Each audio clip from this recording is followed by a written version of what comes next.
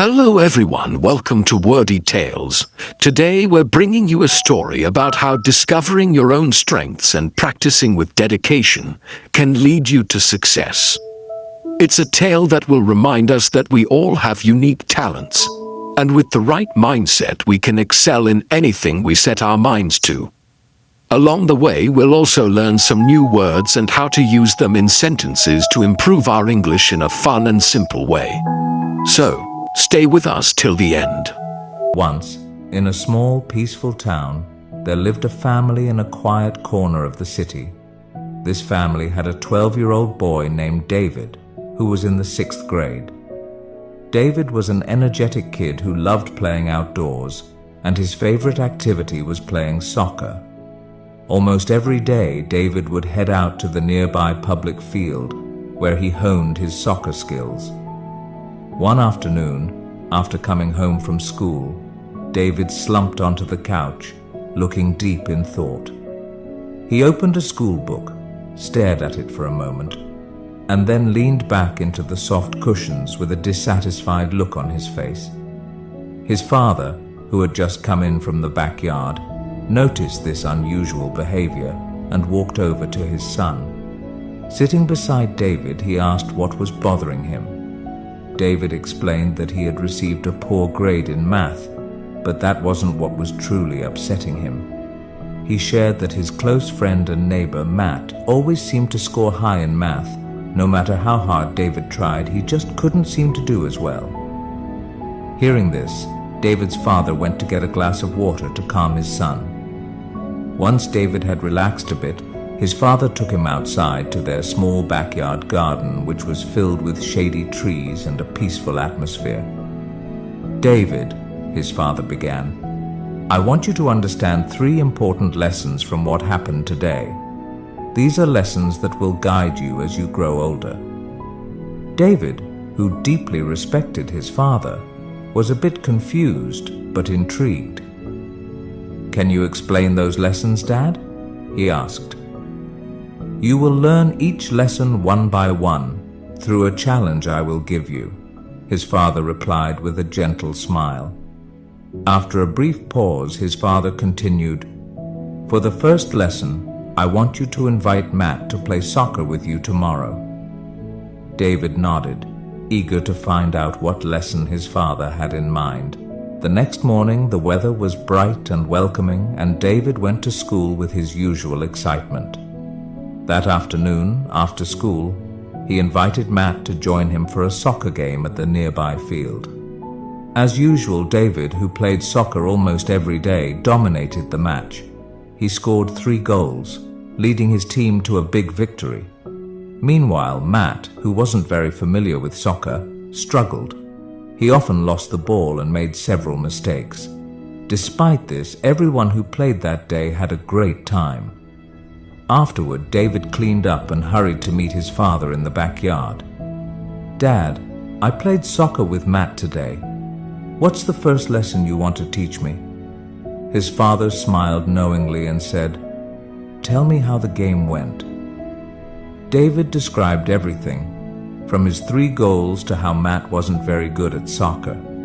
His father nodded and said, "Look at this, David. Matt may not be good at soccer, but he's great at math. Just like how you might struggle with math but excel at soccer. We're all different, and that's okay.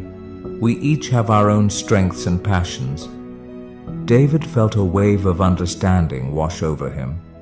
He realized that people are different and don't have to be the same. But, curious as always, he immediately asked about the second lesson. "For the second lesson," his father said, "I want you to pay close attention to Matt tomorrow at school. Keep track of how often you see him counting or working with numbers." The following day, David eagerly went to school, excited to complete his father's challenge. Throughout the day, he quietly observed Matt, noticing how often he was engaged in math-related tasks. After school, David passed the time playing soccer again until his father returned home. That evening, David approached his father and reported his findings. Dad, Matt was counting a lot today.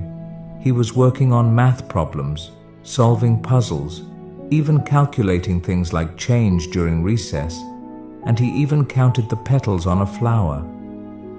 His father smiled warmly and said, "That's the second lesson, David. Matt is good at math because he enjoys it and practices it often. If you want to get better at something, you have to keep practicing, just like you do with soccer. It doesn't always have to be difficult. You can start with simple things like counting petals on a flower." David smiled, realizing that he could improve in anything as long as he practiced consistently, just like he had with soccer. Without waiting, David eagerly asked about the third and final lesson.